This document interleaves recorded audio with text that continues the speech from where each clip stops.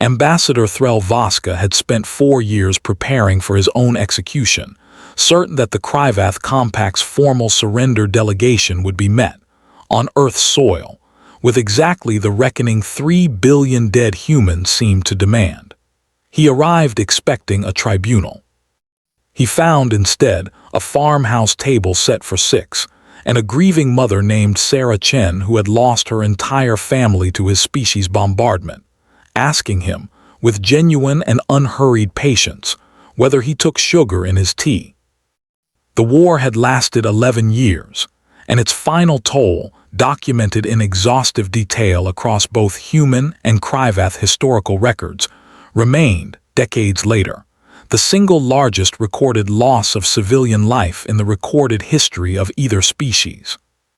The Kryvath Compact's invasion had proceeded with a brutality its own subsequent war crimes tribunals would eventually classify as unambiguous atrocity.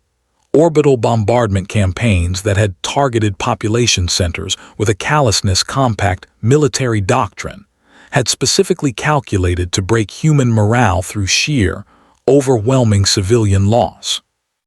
It had not broken human morale. It had, instead, produced 11 years of the most costly, sustained resistance in Kryvath conquest history, a war that ended not in the Compact's intended conquest, but in a negotiated withdrawal forced by casualties considerably beyond anything Compact High Command had ever projected for a campaign against a technologically inferior adversary. The war's formal conclusion left a considerably more complicated question unresolved, one that would occupy human political and moral discourse for years following the ceasefire's initial signing. What, precisely, humanity owed the Kryvath Compact in the aftermath of a conflict that had cost 3 billion human lives? And what, if anything, the Compact's surviving population deserved from a species they had spent 11 years trying to exterminate? Ambassador Threl Voska arrived on Earth 18 months after the formal ceasefire, as part of a diplomatic delegation tasked with negotiating the war's final reparations settlement, fully expecting, based on considerable internal Compact analysis of human historical precedent regarding war crimes and reparations, a negotiation process defined by justified, uncompromising human demand for both material compensation and formal accountability. What he had not expected, and what his own species' considerable diplomatic preparation had entirely failed to anticipate,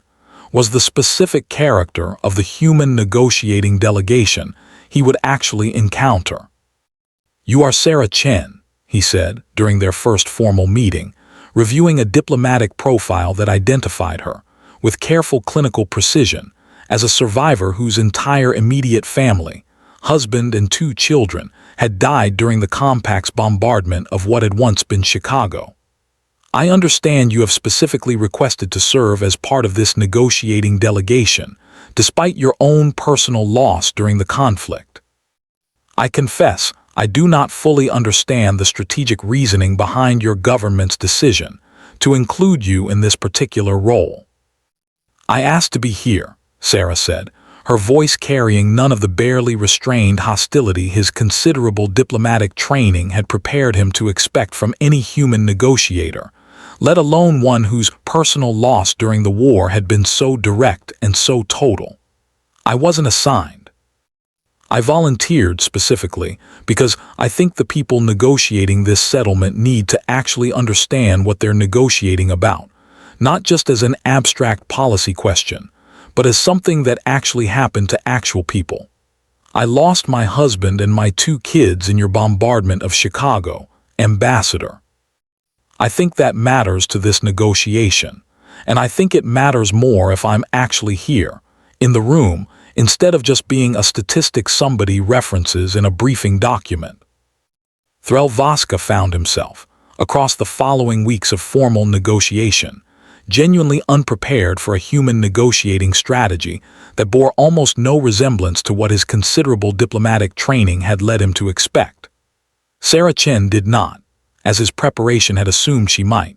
use her personal loss as diplomatic leverage, extracting maximum material and political concession through the considerable moral authority her family's death provided her. She spoke instead with a specific, deliberate care that seemed genuinely focused on understanding, rather than simply punishing, the civilization responsible for her loss. "I want to understand something," she said, during their third week of formal negotiations, in a private meeting that had, by that point, evolved considerably beyond the strictly procedural exchanges their earlier sessions had involved. "I've read your compact's official war justification, the strategic and resource arguments your leadership used to authorize the invasion. I don't think I understand it, not really, not in a way that would actually explain to me why an entire civilization decided that killing 3 billion people was a reasonable price for whatever they thought they were going to gain. Can you explain it to me, honestly, not the official version, but what you actually believe happened?" Threl Vaska, who had spent 4 years preparing for a negotiation he expected to center entirely on material reparations and formal accountability mechanisms, found himself, for the first time in his considerable diplomatic career, genuinely uncertain how to respond to a question that seemed to be asking not for justification, but for genuine understanding. "I do not believe I can adequately explain it in a manner that makes the decision seem reasonable," he said carefully, "because I no longer believe myself that it was reasonable. I have spent considerable time, across the years since the war's conclusion, attempting to understand how my own civilization's leadership arrived at a strategic calculation that treated 3 billion human lives as an acceptable cost for territorial and resource expansion. I do not have an answer that would satisfy you, Ms. Chen, because I do not believe any answer exists that could genuinely satisfy the scale of what was actually done to your species." "I appreciate you being honest about that," Sarah said, "instead of giving me some official justification you don't actually believe yourself. That matters more to me than you probably realize." The formal reparations negotiation, which had been projected, by both human and Kryvath diplomatic staff, to require considerably longer than its actual 11-month duration, proceeded through a process that would eventually become, within diplomatic academies across both civilizations, one of the most extensively studied post-conflict settlements in recorded interspecies history, not primarily for its material terms, though those terms would themselves prove historically significant, but for the specific, deliberate character of the human negotiating approach that shaped them. Humanity's formal negotiating position, articulated across months of careful, methodical discussion, sought considerable material reparations, war crimes accountability for compact military leadership specifically responsible for civilian bombardment campaigns, and formal, binding restrictions on future compact military capability. It did not, notably, and to the genuine confusion of several other human political factions, who considered the negotiation's ultimate terms insufficiently punitive, seek anything resembling collective punishment against the Kryvath compact's broader civilian population, a restraint that Sarah Chen, in her role as the delegation's most personally affected member, would become instrumental in establishing as a core negotiating principle. "I understand why some people back home think we should be demanding more," she said, during a particularly difficult negotiating session 8 months into the process, addressing not the Kryvath delegation but her own government's more hawkish political factions who had begun publicly criticizing the negotiations' perceived insufficient severity. "I lost more in this war than almost anyone in this room, on either side of the table, and I want to be very clear that I'm not saying that to claim some kind of moral authority nobody else has. I'm saying it because I think it matters that the person who lost the most is the person telling you that collective punishment against an entire civilian population isn't actually justice. It's just a different version of exactly what was done to us, and I don't think becoming the thing that hurt us is actually going to heal anything, for me or for anyone else who lost what I lost." The formal settlement, ultimately concluded 11 months into negotiations, established substantial material reparations directed specifically toward human reconstruction efforts, formal war crimes tribunals targeting the specific compact military and political leadership directly responsible for the bombardment campaigns, and a considerably reduced compact military presence within the broader region, terms that human political analysis would eventually characterize as firm, consequential accountability, without extending into the kind of broader civilizational punishment that several other human political factions had originally demanded. What would eventually distinguish the settlement most significantly within subsequent diplomatic and historical analysis, however, was not primarily its formal material and political terms, but a specific, deliberately organized gesture that emerged in the settlement's final weeks, one that neither government's official negotiating mandate had specifically required,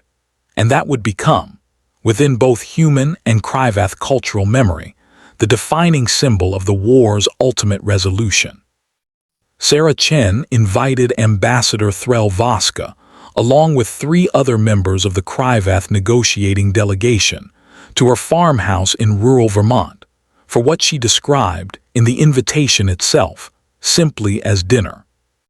"I don't want this to be some kind of formal diplomatic gesture," she explained, when Threl expressed genuine, careful uncertainty regarding the invitation's appropriate diplomatic protocol. "I'm not trying to make a political statement or create some kind of symbolic reconciliation moment for the history books. I just think, after 11 months of sitting across a table from each other talking about terrible things in careful diplomatic language, it might actually help both of us to sit across a different table and just be people for a few hours, without the weight of everything we've been negotiating pressing down on every single word." The dinner, which Threl Voska would later describe, in his own extensive subsequent writing on the subject, as the single most significant encounter of his considerable diplomatic career, proceeded with a simplicity that bore no resemblance whatsoever to the careful, weighted formality that had characterized 11 months of formal negotiation. Sarah Chen served a meal she had prepared herself, using recipes she explained had belonged to her grandmother, and spoke, across several hours, not about the war's formal settlement terms, but about her children, about the specific, ordinary details of a life. The compact's bombardment had permanently ended, offering Threl Voska and his colleagues a window into exactly what had actually been lost that no formal reparations negotiation, however extensive, could ever fully capture or adequately compensate. "I want you to understand something," she said, near the conversation's end, addressing Threl Voska directly with the same unhurried, deliberate care she had brought to every previous exchange across their considerable negotiation. "I'm not telling you this because I've forgiven what happened. I don't know if forgiveness is even the right word for whatever this actually is.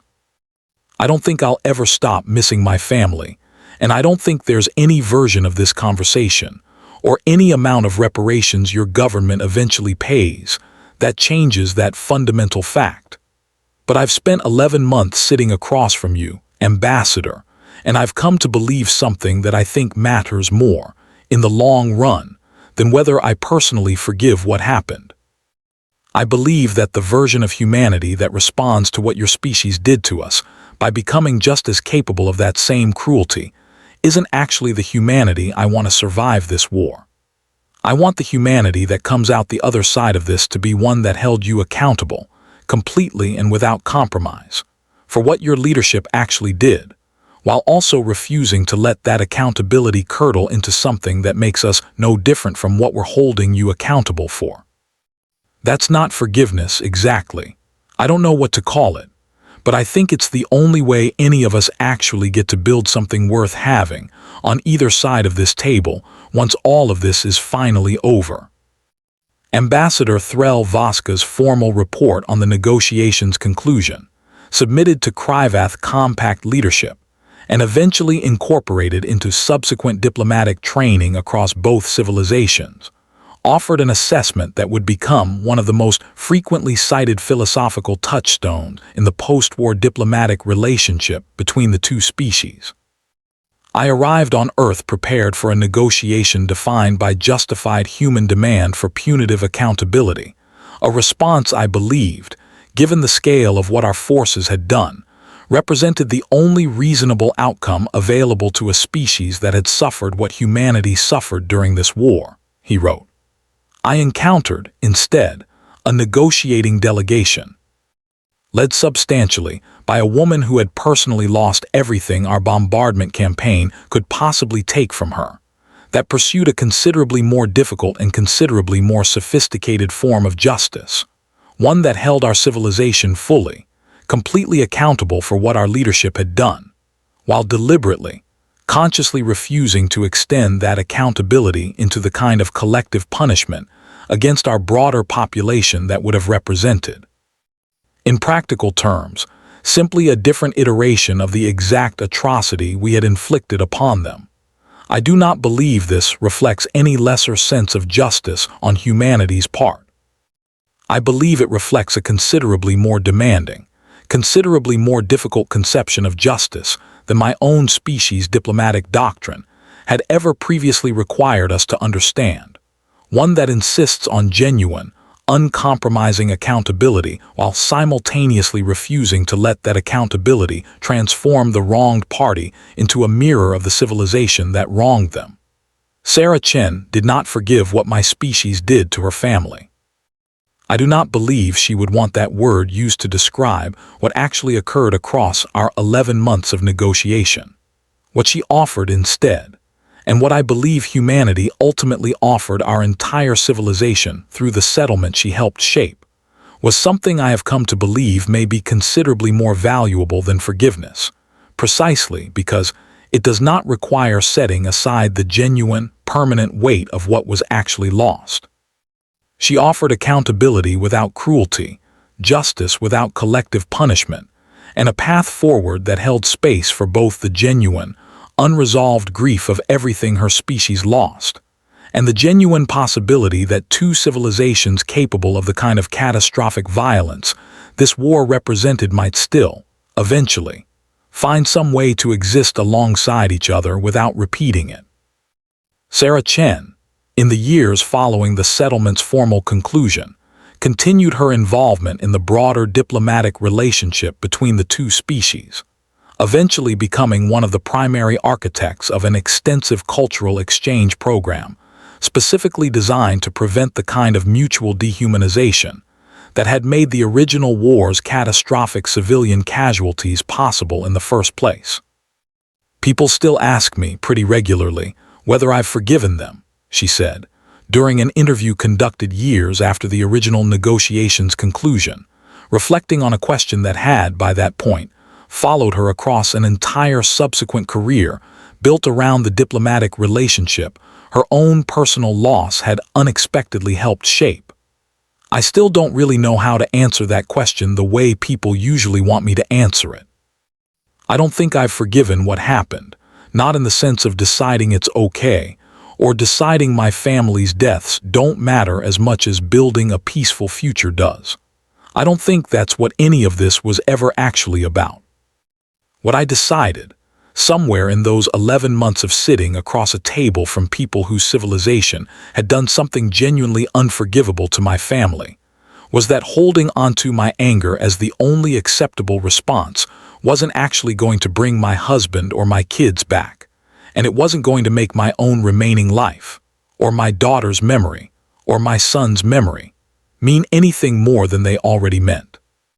I decided that the accountability mattered more than the anger did, and that accountability and cruelty aren't actually the same thing, whatever it might feel like in the moment when you desperately want them to be. I don't know if that's forgiveness. I've stopped trying to find the right word for it. I just know it's the only path I could find in the end that let me hold onto both my grief and my hope for whatever comes next, without having to choose between them.